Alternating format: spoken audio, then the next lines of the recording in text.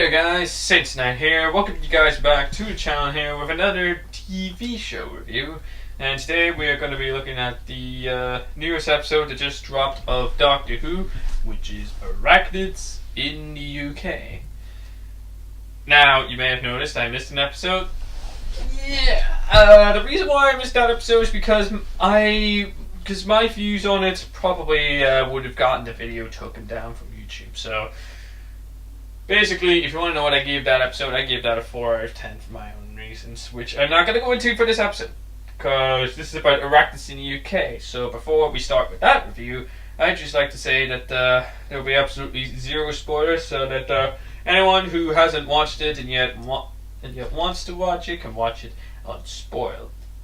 And also, with all our reviews, if you like it, that's good. If you don't, if you agree with me, if you agree with my opinion on it, that's good.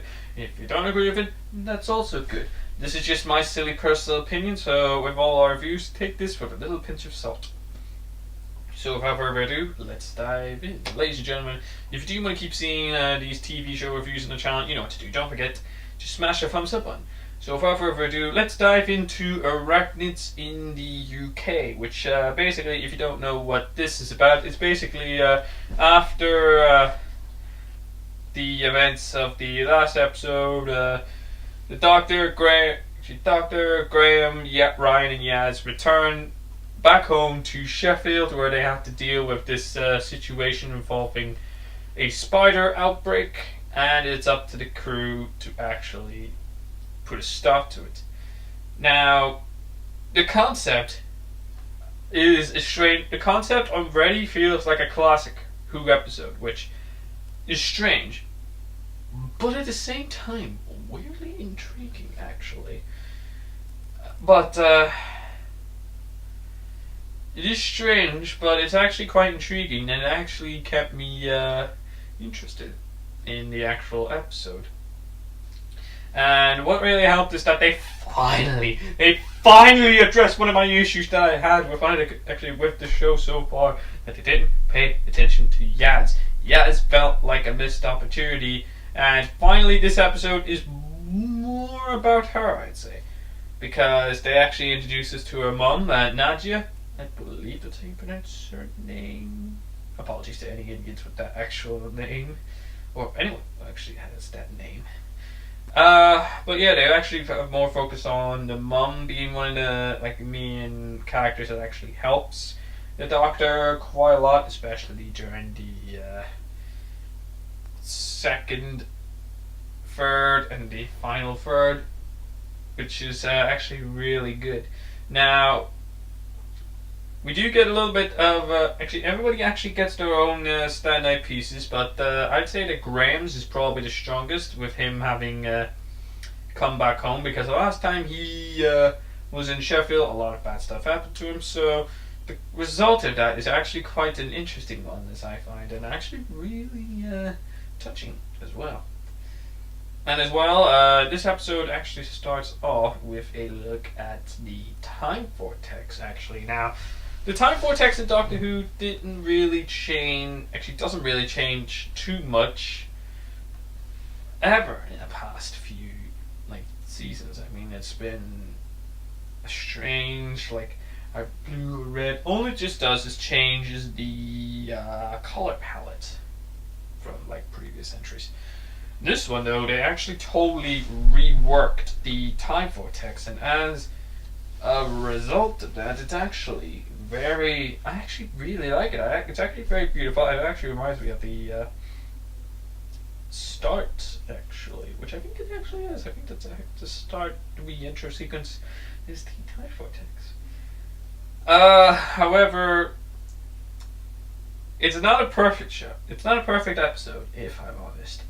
There are mainly, for me, 3 main problems with this episode. Of course, let me guess, you're thinking, yeah, because everything does have flaws. So what? Sue me. First of all, this episode was written by Chris Chibnall, and this episode does have a lot of cliches that goes with a Chibnall written episode. For example, the dialogue. The dialogue does feel very meh. I mean, I just think that Chibnall should actually stay away from the writing aspect of seasons and just actually stick to directing. Actually stick to showrunning, because as a showrunner, so far, he's doing very good. Writing is not his strongest suit. I mean, the Power Free and actually the Power Free. Let's see. The Stolen Earth and like sort of stuff like dinosaurs in a spaceship being like sort of examples that the dialogues in a Chibnall written episode isn't really that good, and it's the same story with Arachnids in the UK. As well as that, this is actually probably the least funniest Doctor Who episode I've watched. I mean, well, of the season, because a lot of jokes didn't really hit home for me. It didn't really make me laugh out loud. I mean, there were a few jokes that made me chuckle, but apart from that, nothing that really made me go funny. No, it was just more of a But lastly, that there was the problem was that there was no like final set piece, like a satisfying finale. It wasn't really that good for me, at least. I mean, hell, even like one of the characters, Jack Robinson, who owns this, actually, who we meet in the episode. Even his character feels a bit like one-dimensional, and it feels a bit like they were trying to poke fun at Trump, which you gotta be honest, is a good one. But if I wanted that, I'd just watch SNL with Alec Baldwin, for fuck's sake. I wouldn't watch Doctor Who for that. But overall, it was an enjoyable-ish episode. I mean, it was an interesting one. But overall, you know what? Move on to the final verdict. I give Arachnids in the UK a 6 out of 10. Now, before you guys go nuts at me in the comments, let me explain. A 6 out of 10 to me is slightly above average. It's it's a okay episode. I mean, of course, with these seasons, you do get a fair share of smaller scale, more meh episodes, but 6 out of 10 is what I gave Arachnids in the UK. So that's my verdict of it. What about you guys? What did you guys think? Whatever your thoughts, whatever your opinions, leave your thoughts in the comments down below.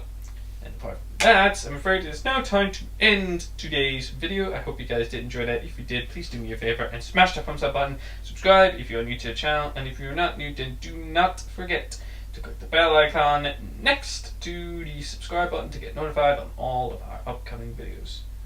And until then, guys, we'll see you in the next video. So until then, it's your boy SaintsKnight here, signing off.